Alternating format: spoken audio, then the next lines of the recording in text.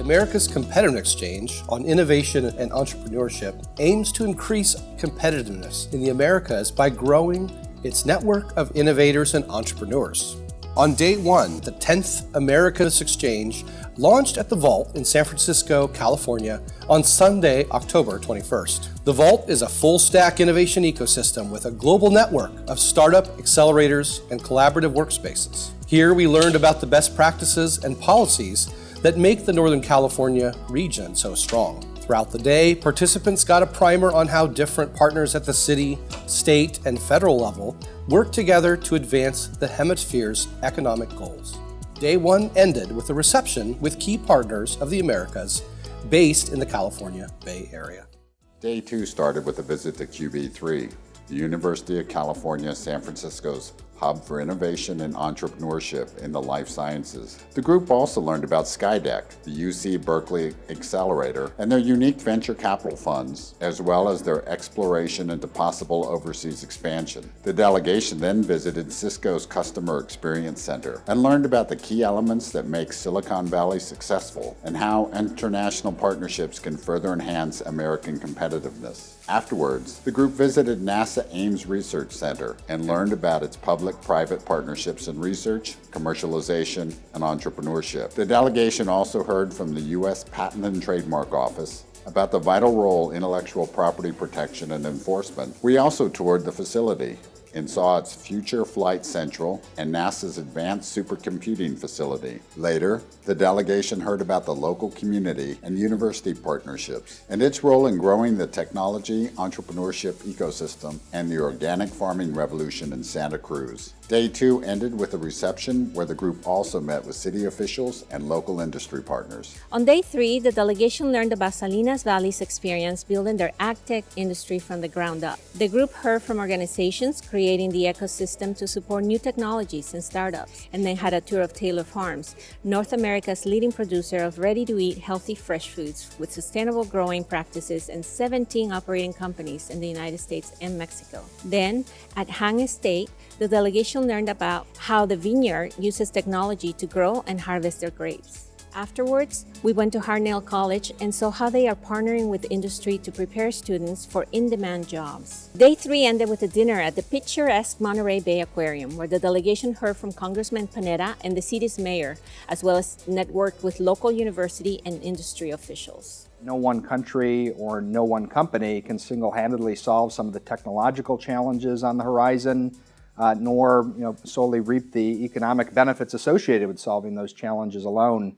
Day four took the participants to the heartland of California's Central Valley.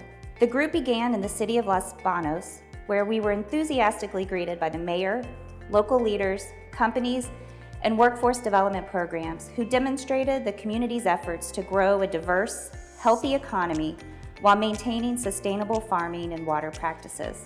Afterwards, the participants got a taste of what makes Central Valley's ecosystem so robust at California State University, Fresno, with a stop at the university's teaching farms and the Wet Center, a facility for water, energy, and agriculture technology entrepreneurs to build and grow their ideas.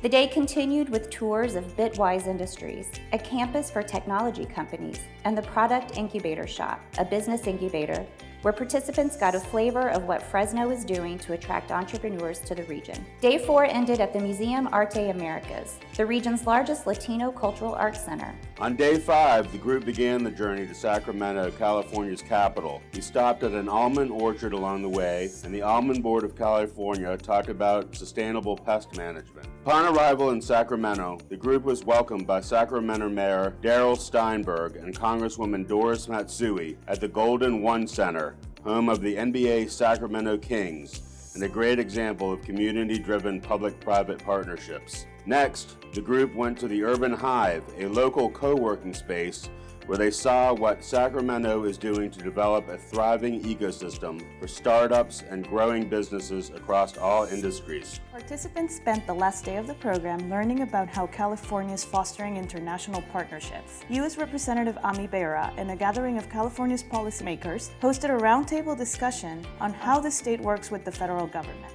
Next, the group went to the University of California, Davis, where university leadership and Davis Mayor Brett Lee talked about the university's international engagements. We then heard about UC Davis's Global Health Initiative, which is driving research, curriculum, and training to address global health issues. Over lunch, the group heard from Jennifer Curtis, Dean of UC Davis's College of Engineering, about cultivating a global ecosystem for women in STEM fields. At the Robert Mondavi Institute for Food and Wine Science, participants learned about what the institute is doing with industry on the food processing, winemaking, and brewing sectors. Next, we toured Bayer Crop Science's site for R&D in West Sacramento and looked at their research labs for life science, including a state-of-the-art incubator to foster open innovation.